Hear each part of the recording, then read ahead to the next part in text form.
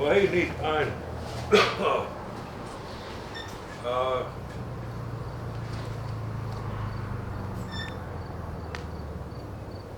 Iitaanɔɔn'i nen. No, itha tot sita sahanat. They no was jau. The bishop sahanat. That day. No, neat time in the Dawson. Skip it no way. Only Iitaanɔɔn'i nen. When it's a say that's beat the root. It's not the beno huno. Oh, who pipiti, who see pipiti done. Oh, not the that, not staying that if you're on that. Need pipiti, the chutney need pipiti, and pit there in East Georgia. On an Iitaanɔɔn'i, they got to go with that, what they're not with that. No, done, not spawn, it there, and it dots, near heat done. On heat that, so not now.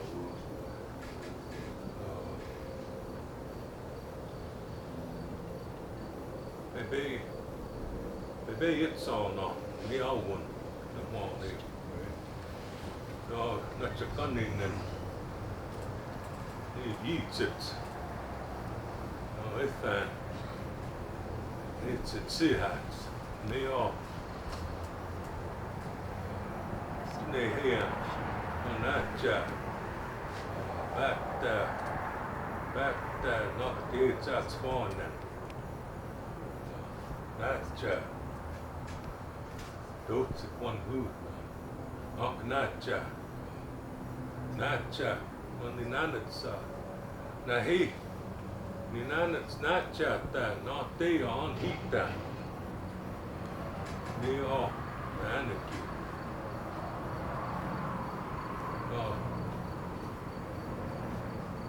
Den Iitaanɔɔn'i. In taskits niissä, että olet snittiin, täyttiin, niin on. Tää piikit on. Mä piinet sen seiva. Sinne hienä. It's kind of along those lines with those words that I greet everyone. After saying that, I'll say my name. Nanisa Hete was John Stiffarm Nahasin. Because who I mentioned was my family. My family makes up who I am. I said only half of my prayer is said without my wife here, Nancy. Nancy, go ahead. This is the other half of my prayer.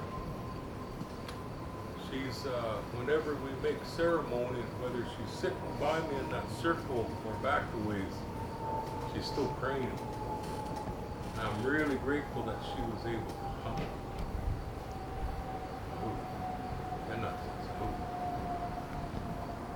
My children, I said 2 of them came with us. One is back home. She's a senior in high school.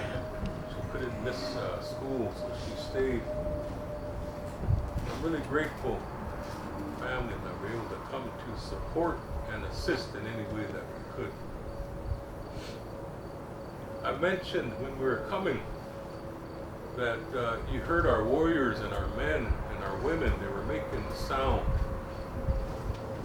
Yeets, it's war whooping. The ladies were rattling their tongues. That's our way of acknowledging something great that is happening. And a lot of people back home will say during funerals, oh, we shouldn't do that. But on a time such as this is a good thing. We acknowledge what's happening. Our relatives are going home. That is something to acknowledge and celebrate. Our relatives in the smudge today, we smudge. And if I say anything that offends anyone, that's not my intention. But in times like this, in times momentous, times, historic times. Everything needs to be acknowledged. I'm sure grateful for all the workers and ones that have assisted and helped. Your hospitality and kindness is second to none. Your friendship is appreciated. I want to share with you a story back home.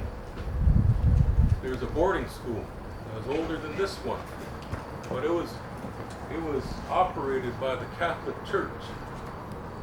Before our reservation even came to be, they built the Catholic Church and a boarding school. Where our reservation was going to be, it makes you think, did they have that planned? Probably. And at that school called St. Paul's Mission in Hayes, Montana, horrible things happened. Much as what happened here to our children.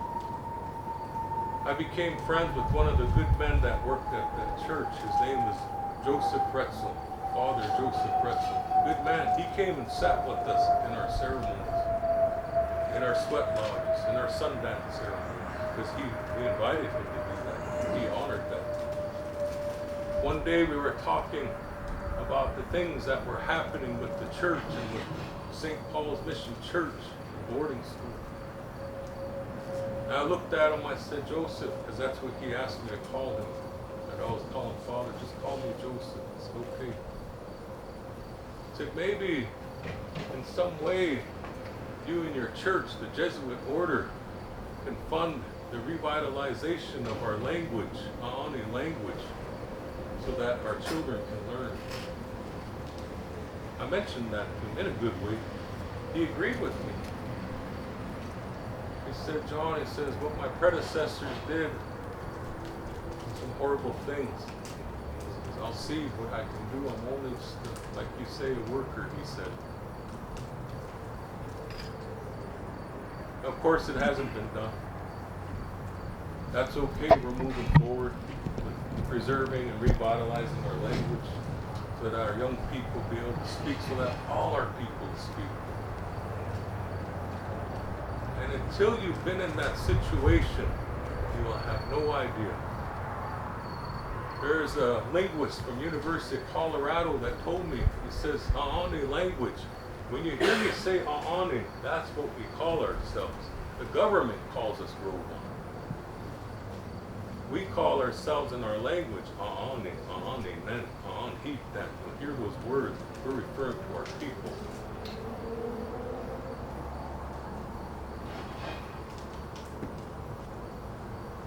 He said that your language is dead. You're not going to revitalize it. I said, to you it's dead. To me and my people, we're going to fight to preserve this.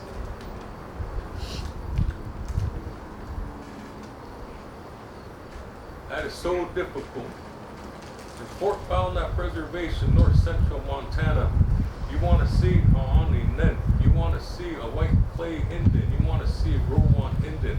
That is where you'll go. Nowhere else in the world. Our relatives that we share the reservation with, as President Stiffarm said, the Assiniboine, as the government calls them, they call themselves Nakota. There are many Nakota on the Fort Peck Reservation, in the town of Fraser, Oswego, Wolf Point, into Canada at White Bear Reserve, Pheasants Rump Reserve, Ocean Man Reserve, Chegawakan Reserve, Mosquito Reserve, Nakota. They banded together to share their language and preserve it as a group. I like it for them. For Iitaanɔɔn'i, one place. We don't have a neighboring tribe. They said a beautiful story. The closest tribe to us is Iitaanɔɔn'i, the Arapaho, Northern Arapaho, Wyoming, Southern Arapaho, and Oklahoma. But even them, we've been apart for so many years. Our languages, our dialects of one another. We're building that bridge because them too are losing language speakers. They said we need to come together to preserve what we have. So when we're trying to preserve our language, you can understand the difficulties that we face. Many people said, teach the young people. The future will be safe if the young people learn. But you know what? We've been trying to do that for years, and it hasn't happened. You know why? Brother Howard, when he speaks in his ceremonies, he acknowledges the 4 stages of life. He acknowledges the infant, the child, the adolescent, the adult, and the elderly.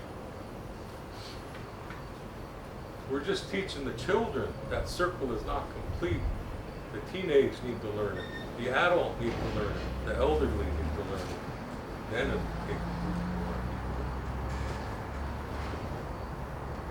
you see what I'm saying? So when we come here to a place such as this, their goal, what was the saying? Kill the Indian, save the man. We're here. Eat, tsitsihat, in the gan, and eat out, nuitsi.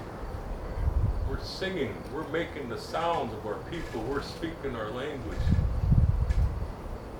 To acknowledge mission not accomplished.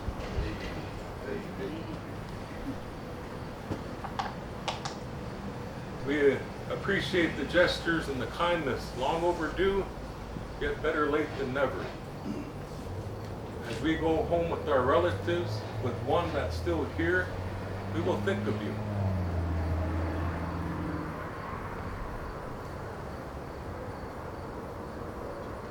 As one elder back home says, forgive but not forgotten. I'm a school teacher. Whenever we start our class, we start about the boarding school experience. We begin with that because that's why I'm even in the schools, struggling, doing the best we can to teach language and culture to our young people. That's the very reason why I'm there, that struggle. And it gets difficult. We're here, bring our relatives home. We're talking about putting the items inside the box here. You put some of that dirt, no, leave that dirt here. They're going to their homelands. That's the dirt that we need to worry about. They get to go home. Their names. Iitaanɔɔn'i, heavy hair. Beautiful name. Belknap sleeps above. Iitaanɔɔn'i, dwarf as it's loosely translated. Not forgetting that Solomon, we'll find the name, the real name, or people say Indian name, their real name. We'll find that. Address them in that way.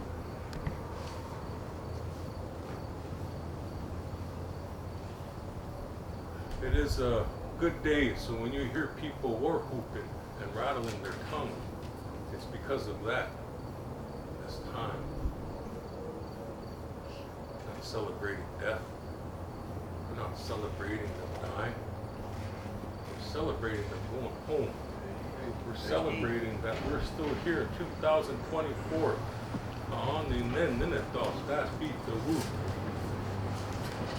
White clay people, we're still on this earth. Indian people are still on this earth. The United States government didn't want that.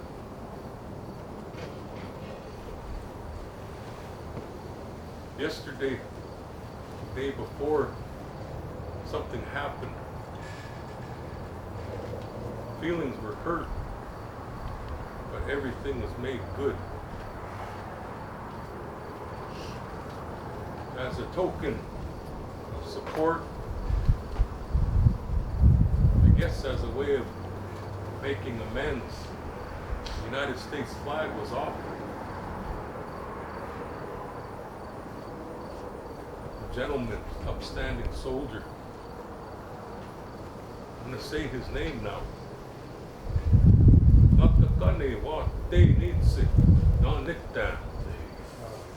That's his name from this day forward. That was given to him. Gifts were given to him. Relations were made with him. Nakakane wa te nitsik na nikta. Nakakane wa te nitsik na nikta. Nakakane wa te nitsik na nikta. Warrior that stands before the people. That is his name.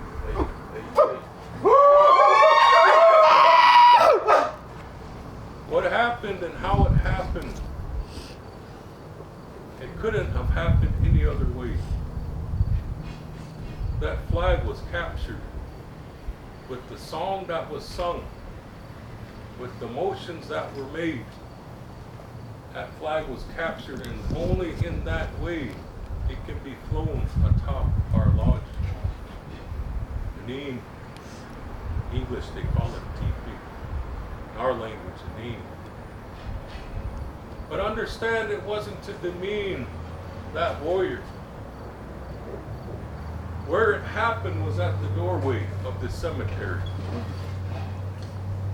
And you imagine all those children that in those days knew those headstones were saying 1890. Imagine the abuse that they experienced.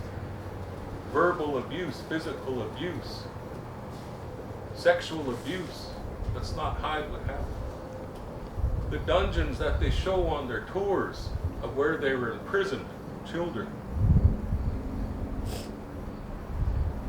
maybe brought them some peace. Maybe brought them healing. For that, I feel good.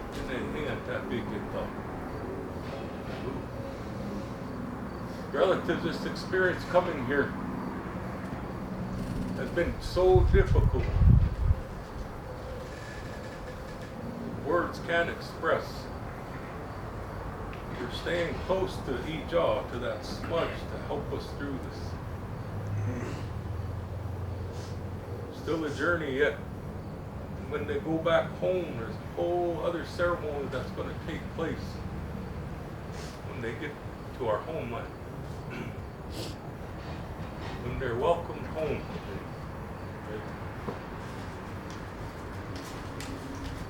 I'm grateful to Brother Inanna and Nakanacha, Isisanacha, Bata Nakdeja Squanen for all their help and what they've done.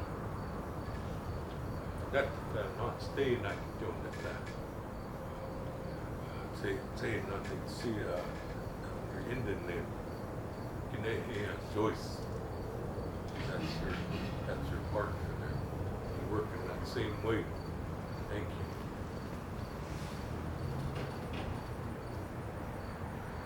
These songs that have been sung and that are going to be sung, old songs. I looked at that headstone, 1890. We had to think back, way back, to honor them in their time period of when they were on this earth. We still have those songs today. Carlisle boarding school didn't want that. We still have it today, those songs. The ability to sing. We're singing them for them. We're gonna,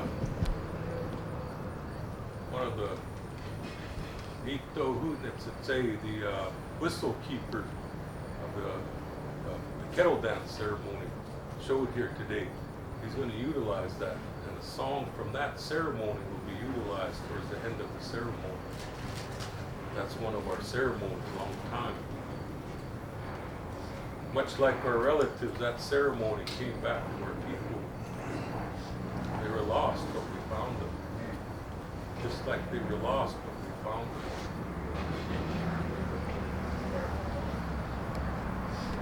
So it's like they said, it's been an eventful time. We're were at the restaurant last night, and somebody told those waitress and waiters there that it was my birthday. So I was sitting at that restaurant, they came behind me and they put a big hat on my head. They said, "Whose birthday is it?" And I was going to say, "No, it's not mine, but they had a big bowl of ice cream." "Oh yeah, it's my birthday." They started singing. They always say that relatives, after all is said, you share laughter with people. Because sometimes that's what gets us through the most difficult of times. This relative here knocking at you said, "You cut us, we'll bleed red," you know. In the end, we're all knit-that people.